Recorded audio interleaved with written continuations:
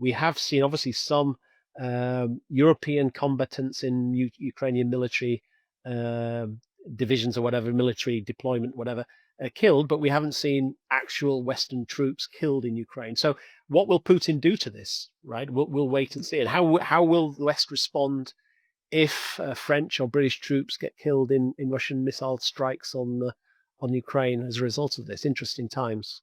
Hello and welcome to Frontline for Times Radio with me, Kate Gerbeau. And this time we're joined by Timothy Ash, Associate Fellow in the Eurasia Programme at London-based think tank Chatham House. He's also an economist with a key focus on Ukraine, Russia and Turkey, and a senior strategist at RBC Blue Bay Asset Management in London. Good to see you again, Timothy. Nice to see you on Frontline.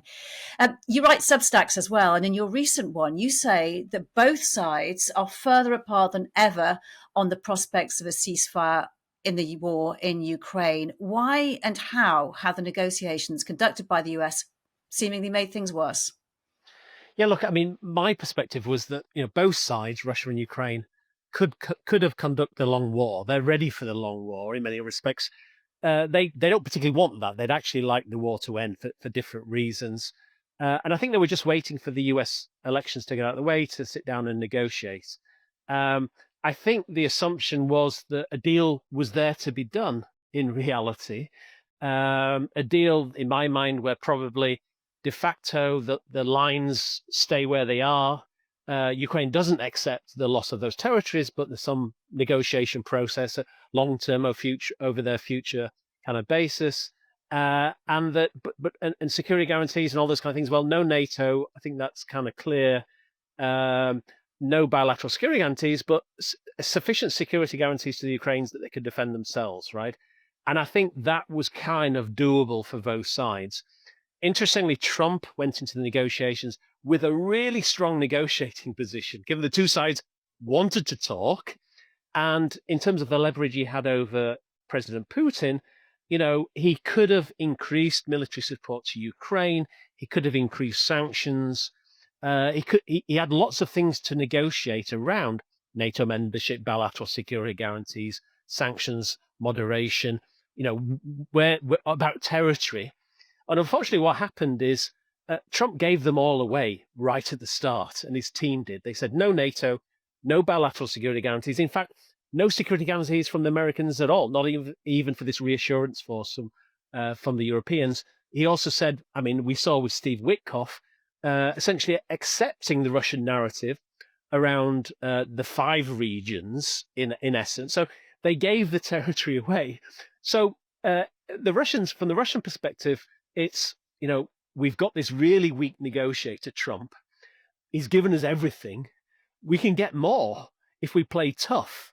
So the Russians, who are willing to kind of deal, suddenly see a very weak negotiating Trump and think, well, let's play hard to get, and we can get everything we wanted right from the start. And from the Ukrainian position, also, they see this negotiation as getting them nothing, and they're very nervous about that. No NATO, no security. I mean, Ukraine would, I think, offer or agree to something on the territorial side if they had some security guarantee for the rest of the territory remaining within Ukraine's remit, but the fact is none of that's on the table. Politically, it's suicide for Zelensky to accept what is currently been suggested, I think, by the Russians and the Americans.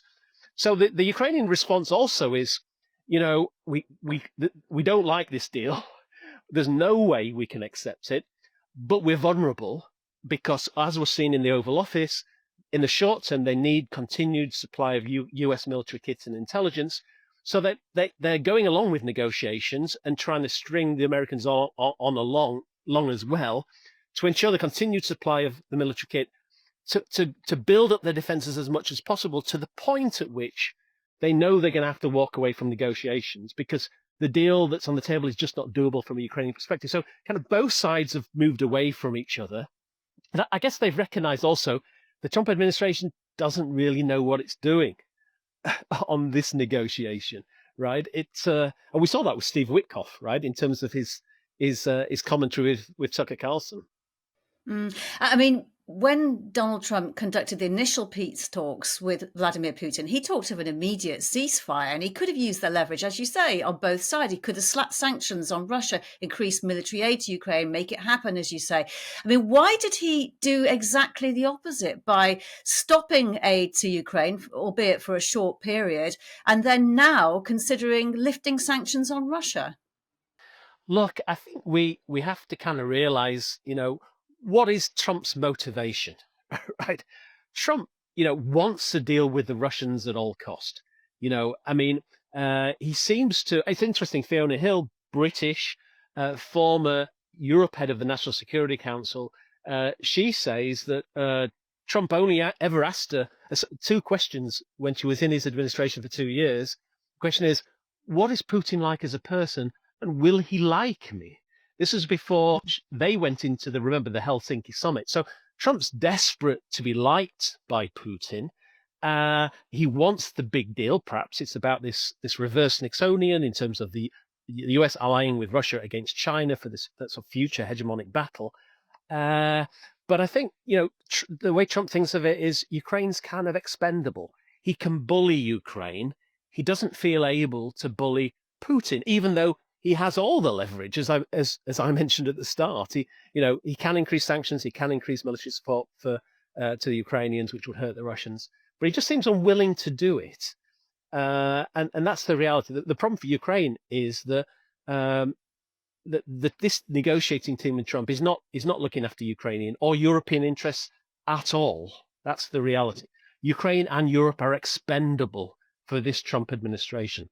So we have the coalition of the willing. Sorry to use that phrase; it's being quite overused at the moment, isn't it? I mean, if Ukraine is being viewed, as you say, as expendable to the Trump administration, how does Europe step in? Is there a schism evolving here between Europe and the US over Ukraine, which centres, and that is the epicenter of the problem? Well, not the problem, but that's showing up the divisions. Look, absolutely.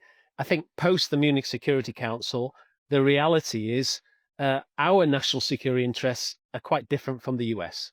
The US number one national security threat is China. Europe's and UK's number one national security threat is Russia.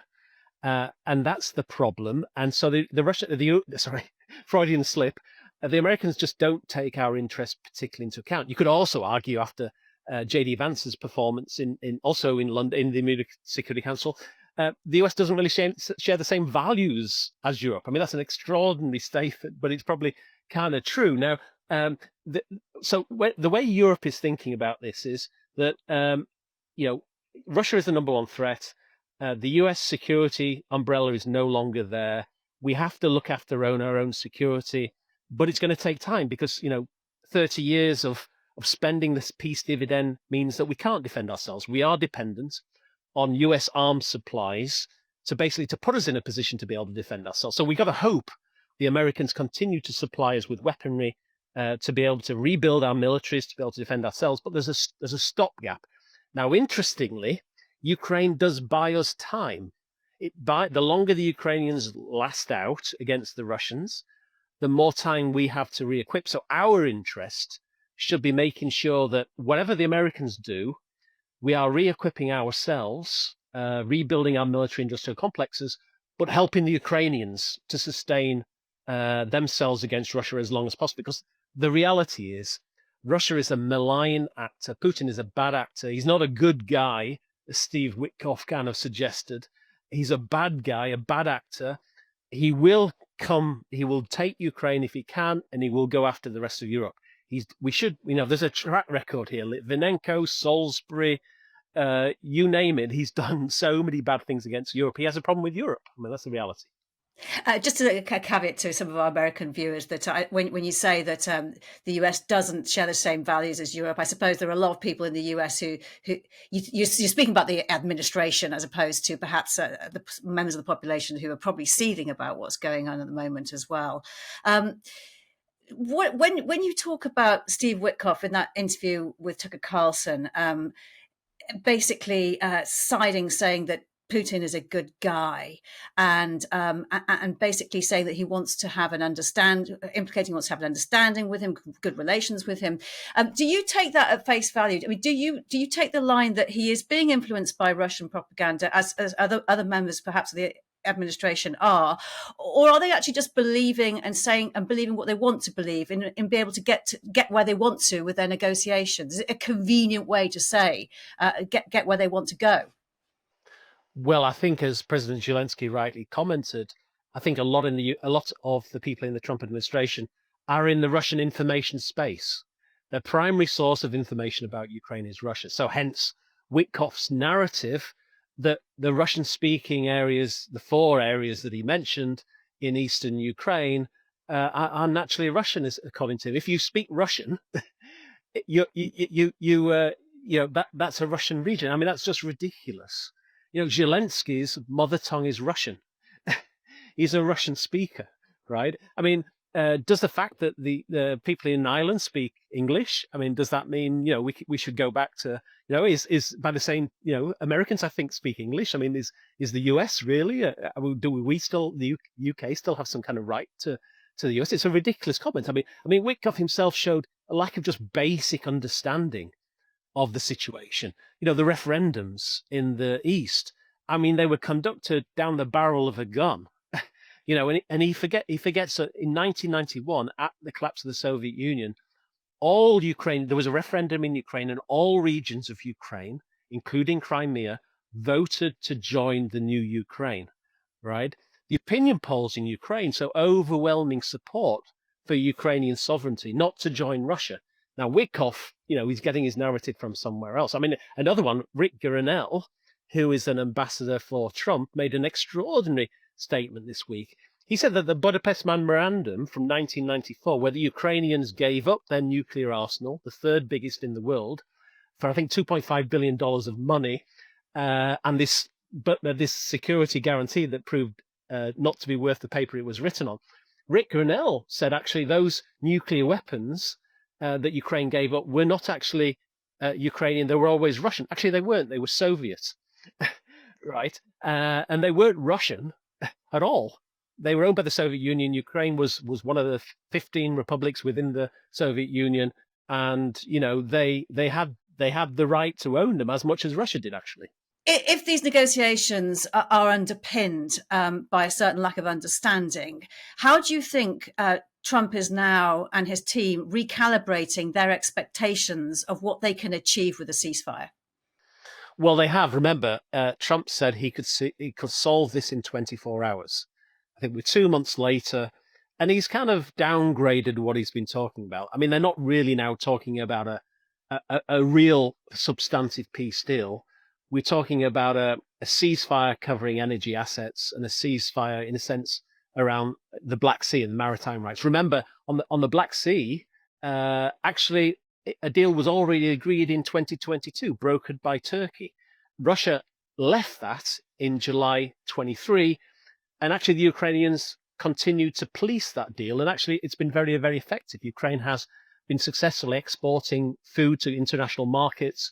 And it actually, Ukraine, a country without a navy, defeated the Russian Black Sea fleet, a huge fleet in the Black Sea, and Russian vessels had to leave Simferopol and Crimea because they weren't safe there, right? So what Trump has done really is he's defaulted to easy wins from his perspective. He thinks a reconstituting the Black Sea Black Sea agreement is an easy win. A ceasefire covering energy assets again is an easy win. It's not. I mean, we've seen that. I mean, the Putin approach is a yes but no but approach. We saw that with Steve Witkoff's when he went to Moscow. Yes, we want a peace deal, but there are all these conditions. We saw this with the Black Sea agreement that supposedly was reached by both sides, right? I mean, Russia said yes, but we need all these sanctions reduced first before we sign up for it. So again, and that's a difficulty for Trump, right? Trump, I think, wants easy deals, easy wins. He can walk away and let other people pick up the pieces, right? He's not a details person. And I guess we saw that with Gaza, right? I mean, the celebrated Gaza ceasefire, that's disintegrated pretty quickly. So when Russia's saying yes, but over the Black Sea deal at the moment, what are the chances do you think of it actually coming into effect? Well, as I said, there is a Black Sea deal that is working, which excludes the Russians already. Whether the Russians will join this deal depends on sanctions moderation, right? And interestingly, there was, I think, three White House statements, or actually two White House statements. There's the White House statement referring to negotiations on the Black Sea with the Ukrainians, then one on the Russians. The one on the Russians was interesting because essentially the White House said that the agreement has been reached and we'll try and help the Russians improve their agricultural trade and fertilizer trade, all these kind of things. The Russian Kremlin statement was very specific, right?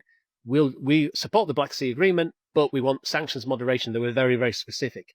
Interestingly, that's a difficulty for the Trump administration, right? Are they actually going to reduce sanctions on Russia? And they can't really do it effectively unless the Europeans go along with it. And they say no, it's not. They say now is not the time. Precisely, statements of the last few days suggest the Europeans are not going along with it. Now, the reason Putin brought that whole sanctions gig into it, I mean, the reality is, sanctions are not really preventing Russia export through the Black Sea in any event. Russian grain exports are near record levels. They exported 40 million tons of fertilizer last year. It's not sanctions that are stopping it. I mean, the reason Russia brought sanctions into it, right, is by bringing it up around this Black Sea agreement, they want to sow divisions between the Americans and the Europeans. What they want to do also is bring the whole issue of sanctions up, not just around the Black Sea, not just about agriculture, but everything. They think if this Rossellhozbank, the Russian agricultural bank, has sanctions lifted and is allowed access to SWIFT, the global banking transactions communications network, it's the thin end of the wedge, right? That ultimately it will mean that all sanctions against Russia get weakened, get moderated, and get lifted. That's why they're bringing this up. If Putin wants to sow divisions between the US and Europe, it's working, isn't it? Well, I would say Trump is probably proving more effective at that than Putin. We're in extraordinary times, right? Extraordinary times that Europe doubts the U.S. security guarantee. Article 5 must be in huge doubt. That's a huge win for Putin. Huge win. So far Europe is hanging together. I think there is finally a realization in Europe that we can't depend on the U.S. security guarantee. We have to be responsible for our own defense. I think the awakening, the reality check that we saw in Germany, again post the Munich Security Conference, that and actually action. We have the German elections. We have Merz basically, changing the German constitution to exclude defense spending in terms of the fiscal story in Germany. I mean, that's seismic. I mean, I think Germany finally gets it. They are going to spend big. There's this 500 billion euro program. I think it's bringing Europe together. I mean, Russia and the US, their actions together are concentrating Europe's minds that it has its own interests and it shouldn't be dependent on others. And we need to step up in terms of our own security. So, yes, they are exploiting vulnerabilities and weaknesses in Europe, but one of the net effects, perhaps, is that actually it brings Europe closer together. And certainly in terms of the UK-European relationship, I'd argue it's now closer than it's been in post-Brexit, right? Because I guess both the UK and our continental European friends realize we have a common interest. Russia is our common threat. We need to work together to secure our own defence, and only cooperation can ensure that. Just to return to the current ceasefire negotiations, and when you alluded to the very different readouts from Kyiv, Moscow, and Washington after the latest ones over the ceasefire in the Black Sea, and Zelensky is accusing the Kremlin of lying in theirs. Why can't they all just sit down together? Is there not a way to avoid the confusion by conducting talks that involve all parties, including the Europeans? Look, I think you have to, when you solve problems, wars, you have to look at the fundamental problem, right? What's the cause of this war? It's not NATO enlargement to Ukraine. It's not NATO enlargement in Europe. I would add the fundamental problem is Putin's unwillingness to accept the sovereignty of Ukraine, the mere existence of Ukraine, right? Putin wants to take over the whole country. It's interesting, again, Steve Witkoff mentioned that it was all about the four regions. Well, why did Putin try and take Kiev in those first few days? If it was just about these four regions, what was he doing driving his tanks to Kiev? I mean, clearly it wasn't just about the four regions. He wanted the four regions to have, the land corridor to Crimea, but he wanted the whole country. I mean, it's difficult for Zelensky to negotiate with Putin when the guy on the other side doesn't accept your very existence. That's the fundamental problem. He doesn't accept Ukraine's right to exist. He doesn't accept that Ukrainians have a separate identity. He hates Europe. He hates European values, of liberalism. He sees that as a threat. I think the core of Putin's problem with Ukraine, and you could go back to the Euromaidan in 2013, 2014, remember the revolution, and then that led to Crimea. I mean, what Putin really objects about Ukraine is he doesn't want a successful, liberal, democratic Ukraine that is economically successful, because if Ukraine is successful economically and democratic, Russians would want exactly the same. That's his core problem with Ukraine. He wants Ukraine to fail because he actually thinks Russians want exactly the same things that Ukrainians are fighting for: rule of law, democracy, human rights, because Russians don't have that. It's a police state. It's a fascist police state. That's the only way to describe it, an autocracy. I mean, both Trump and Putin are in these negotiations and wanting to come out looking like they've won. What are the options for each of them? Because Putin has to sell it to Russia, doesn't he, that he's a winner in this? And otherwise, why did these tens and thousands of people die? And Trump also wants to be the deal breaker who doesn't lose. Well, Putin can sell any narrative he wants at home. He controls the media narrative. If anyone who disagrees with him, he puts in jail or kills them. He dominates. So he doesn't really have a problem. He can sell anything as a win. And even if the deal was the Frontline stay as they are, Ukraine joins NATO, or, security guarantees or whatever it is, he would argue that, look, we fought the NATO in effect for 3 years and we survived. And we got this territory, that's a win. So I don't think from Putin's perspective, it's a problem, right, at all.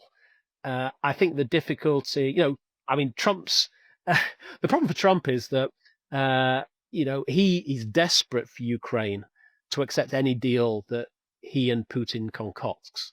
The problem is Ukrainians will not accept it. That's the reality, right? There is going to be a point where Zelensky says, actually, I can't do this. I will have a revolution at home. We'll have a new government in Ukraine because the opinion polls show a majority of Ukrainians are not prepared to accept a bad deal. I saw one just this week. 80% of Ukrainians said that if the Americans stop supplying weapons, they would continue to fight because it's about their survival, right? It's about the very survival of the Ukrainian state. I mean, from a British perspective, look, it's about World War II. It's like the battle for Britain, the Blitz. It's Churchillian. Should we have just surrendered in World War II to fascist Nazi Germany? I mean, that's what it's all about, really, for Ukrainians. And I guess the problem for Trump and Putin is that, if they try and impose a deal and the Ukrainians don't agree to it and fight on, Putin's got to take the victory. And I don't think he can. I don't think Putin can actually take, it's a huge country, Ukraine. I don't think he can take and hold significant amounts of Ukraine, given his military capability and given the strength of the Russian economy. So in a way, it's a poison chalice, right? If the Ukrainians hold out, that's the difficulty for Putin, right? If Trump hands in the win and Putin is not able to deliver on it. Can you just walk me through the scenario then that Donald Trump tries to impose a ceasefire on Ukraine, which is unacceptable to President Zelensky, and he decides he's not going to stop fighting and he wants to defend his country? Well, look, I mean, we might see the ceasefire deal covering energy sector assets and the Black Sea agreement kind of been tried out for a while, but ultimately failing because it's very hard to police huge front lines and with lots of different players, right? So I think they like it to collapse. We may see continued negotiations between the two sides about a more substantive deal. Trump, again, may try impose the fact that, as Steve Witkoff suggested, Ukraine accepts the loss of those four regions plus Crimea, no security guarantees, and sanctions lifting on the Russians. I think Zelensky would have ultimately just say no, yes. Very likely, then the Trump administration will again pull military supplies and intelligence to Ukrainians.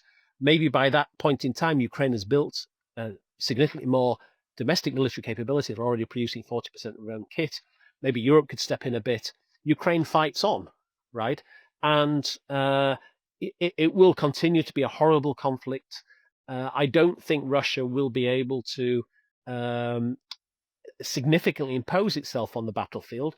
We probably see another couple of years of terrible warfare, unfortunately, with both sides suffering. But for the Ukrainians, they would argue that that is better than a total loss of their sovereignty, a total loss of their control of their own country, right? And bullying by two great powers. And I presume that those that are on board with this coalition in Europe will be supportive of that. How much and how quickly do you think they can get enough support together to allow Ukraine to continue the fight? If it's without the US, I'm saying. Yeah, look, the key vulnerabilities to the Ukrainians are obviously air defense, so Patriot missile systems that really can only be provided by the Americans. The Germans do produce something quite significant, and will hope to backfill some of that US supply. Obviously, the HIMARS, ATACMS, these are long-range attack missile systems that degrade Russia's supply lines, right? So without those, Russia will be freer to hit Ukraine, unfortunately. Again, we hope that maybe Taurus missiles could be supplied by the Germans.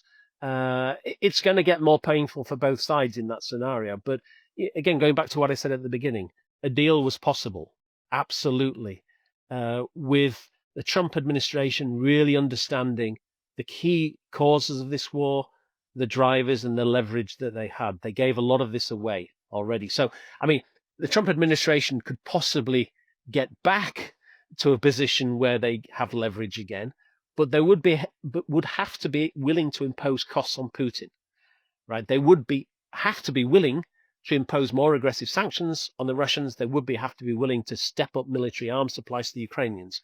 Putin is a bully. He's a mafia-style bully. He respects power and strength. He's afraid of NATO. We've learned that over the 3 years of the conflict. Putin set lots of red lines about the supply of Western military equipment to the Ukrainians. We continued to supply that equipment, and we crossed his red lines. He did nothing, right? So he respects power. Trump has to show Putin that power and force Putin to the negotiating table to deliver a position that gives the Ukrainians something. At the moment, they're giving nothing from the peace deal that Trump is trying to impose with Putin.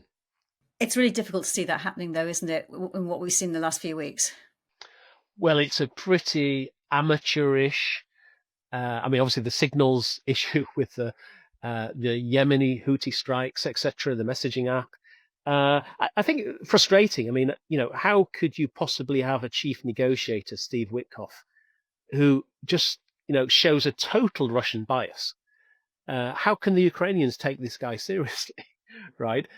When he just carte blanche takes the Russian narrative. I mean, you need, a peace negotiator needs to be trusted by both parties. The US team is not trusted by the Ukrainian team.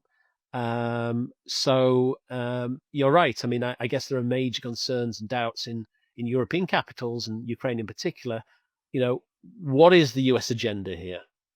And unfortunately, I think they are realizing, like me, Ukraine doesn't really figure very highly in this agenda at all. Europe doesn't figure very highly at all. So we have to come up with our own solutions. Ukraine has to come up with some of its own solutions, helped by the Europeans. And coming up with our own solutions, it has been said that the only way to secure not only Ukraine's future, but also that of Europe, is for Ukraine to ultimately become a member of NATO. And if the US rules that out, what's the other way?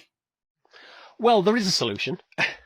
I argued at the start, NATO membership, it would bring the immediate end to the war, absolutely.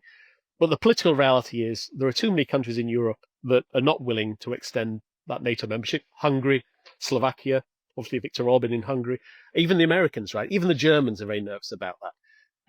And I think bilateral security guarantees are also not really very, very um,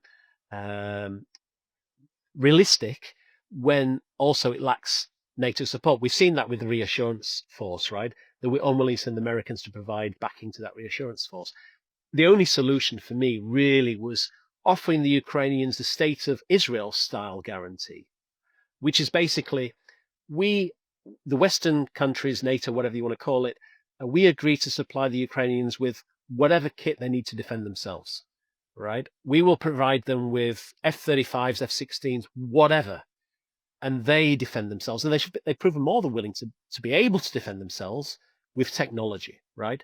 And they can buy us time in Europe to build our own defenses, and they're more than capable of stopping the Russians, right? Unfortunately, the Trump administration surrendered most of that straight away, right? No NATO membership, no bilateral security guarantees, this pulling of military support in intelligence. It took the negotiation east. It enabled the Russians to start the negotiations about Ukraine's military capability.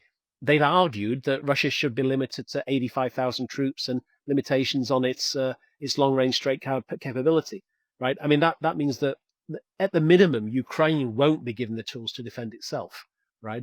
So it doesn't have that security guarantee.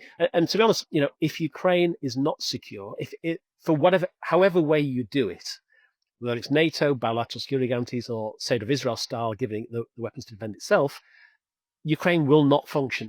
The economy will not develop. There will be no investment. Ukrainians will not return to the country. It will suffer huge outmigration. And Putin, because of that, and it will be politically and socially unstable, and Putin will get what he wants in the end. So this issue of security guarantees or security assurance has to be at the core of the issue. And it's why the Ukrainians, I think, have been very pragmatic in terms of accepting that they've lost territory. I think they are willing to do a deal where they de facto accept that, but they say, yes, but we want the rest of Ukraine to be secure, that we can get on with our own business and develop our economy and successful. Putin knows that. So Putin wants to ensure that Ukraine is not secure, because if he knows it's not secure, it economically fails, it politically fails, it socially fails, and ultimately he gets what he wants, the whole of Ukraine, because of our the idiotic leaders that we have in some of our capitals that just don't get this or are not willing to accept this. How committed do you think the current US administration is to the sovereignty of Ukraine? Not at all. I mean, through their actions, they've shown, Russia illegally invaded Ukraine. It illegally annexed Crimea against all UN rules and norms and laws. The UN and votes were held in the UN, and the votes in favor of Ukraine were enormous, right? Very few countries sided with Russia. So to accept that Russia can invade a European country, a peaceful European country, and take territory, it means, and if Steve Witkoff and Trump and these guys accept that, that is accepting that Ukraine really isn't a very sovereign country. I mean, I guess the bigger narrative here is that Trump, you can see what he's doing with Greenland, with Panama, with Canada. Trump, the Trump view is like it's a big power world. Big powers impose themselves on small powers. And that's a game changer in the post-Second World War kind of narrative. And smaller countries have no say. Actually, the UK is a smaller country, right? Where are we in all that? We have an interest in the UK and European countries in making sure that Putin doesn't get his way in Ukraine. And actually, Trump doesn't get his way in Canada or Greenland or the Panama Canal or wherever it is. Do we want a world where might is right? Big powers invade other countries? I mean, that's like before the First World War. Actually, it's pre-First World War kind of colonialization kind of stuff. It's all the interwar period stuff, appeasement of Nazi Germany kind of style stuff. And history tells us that's not going to be a very stable Europe or stable world. That's a recipe for global instability and war, I would suggest. And Timothy, I just want to bring to your attention a news line that is actually coming out now as we're talking on Thursday afternoon. It is that President Macron of France is saying that they're going to send teams to Ukraine to set up a reassurance force, which will be different to a peacekeeping force. That sounds like it's quite an interesting development. How would that pan out, do you think? Well, I mean, this idea of a reassurance force. I mean, I think there's some reality checks for Europe. I mean, the fact that the Americans have not been willing to provide the backstop. We've seen, and the reality that European countries simply, without the Turks, I should say, Europe without the Turks lack the sheer number of soldiers to police a ceasefire. I think it will be difficult to get boots on the ground of the force of, you need 50,000 plus, I would imagine, to field an effective ceasefire. So let's talk about this reassurance force, which is basically using air and naval assets, air defense, airstrike capability. I mean, we have that in Europe. I mean, we have the ability to. So I guess the European idea now is that you leverage off the Ukrainian strengths, in that Ukraine has 800,000 to 1 million troops on the ground. They've proven able to stop the Russian army. We can use our strengths in our airstrike capability and air defense to help support the Ukrainians if Russia goes in again, right? I mean, we have significant amounts of aircraft, etc. in Europe. We can do a job there. So I guess that's what they're thinking about. It will be interesting how Putin reacts to this suggestion of, I guess, French and other European allies putting troops on the ground to I guess check the reality on the ground and Yeah, it's exactly that. Because, as you're even talking now, Tim, there's stuff coming in, a bit more information. So, I mean, it's going to be more clear, I think, probably in the coming hours. But it looks like that they're sending sort of just research teams in to see how this would work. They'll be sent to strategic areas behind the lines. There wouldn't be peacekeeping forces at the moment, but they would be literally teams to look at the different options. And Moscow's already saying that this is risking a clash with NATO. I suppose you'd expect them to say that kind of thing, wouldn't you? Well, I mean, the question for Putin would he be willing to hit those European troops? Fact finding in Ukraine. I mean, we've seen plenty of Europeans and Western allies making the trip to Kiev. I mean, how many European politicians have taken the train journey to Kiev? No one has been injured. I mean, interesting, the Czech president was in Odessa recently, left Odessa hours after Russian missile strikes. I mean, imagine if a Czech president had been killed in one of those missile strikes, or any European politician. It hasn't happened so far. We have seen, obviously, some European combatants in Ukrainian military divisions or whatever, military deployment, whatever, killed, but we haven't seen actual Western troops killed in Ukraine. So what will Putin do to this, right? We'll wait and see. And how will the West respond if French or British troops get killed in Russian missile strikes on Ukraine as a result of this? Interesting times. Yeah, interesting times. Just to come back to your Substack, where can we see it, and what kind of things are catching your interest at the moment? What will you be looking out for? Well, it's at Tasha Khan on Substack, at Tash TASH Khan. As I said, I cover. I mean, lots going on in this space, right? I mean, Russia, Ukraine, Turkey, geopolitics, lots of moving parts. I try and help people. I actually, by writing, I try and help myself understand situations, and I always welcome feedback. It helps me improve my own perspectives on different situations, very complex situations at the moment. And specifically on the ceasefire negotiations at the moment, what are you looking out for? What are you going to be looking to assess? Well, I think this issue of sanctions, how Europe plays this sanctions pitch on the Black Sea Agreement, right? What pressure? I mean, will the US administration max pressure on Europe for sanctions moderation? I mean, let's face it, Trump wants a deal a big deal with Russia, right? He wants an economic deal, all those kind of things. He wants sanctions moderation. I think that's pretty clear. Europe sees Russia as a long-term existential threat. We have an interest in making sure the Russian economy is weak. We don't want Russia to regenerate its conventional military capability. So our interest is in sanctions remaining in place, right? We need to weaken Russia. So Europe will try and resist this. Now, what kind of pressure will Trump put on Europe to force us to lift sanctions, which is against our interests, right? We're also living in a world of tariffs, all those kind of things, right? Will this, will sanctions moderation on Russia be part of the tariff negotiation with Europe, right? How aggressive is Trump willing to be on Europe to force appeasement of Putin? Interesting times, Timothy Ash. Look forward to speaking to you again. Thank you for your time. My pleasure. Great to speak to you. You've been watching Frontline for Times Radio. If you'd like to know more about the war in Ukraine, you can subscribe and sign up for a membership. You can also get more analysis by listening to Times Radio or read thetimes.com. But for now, thank you for watching. Bye-bye.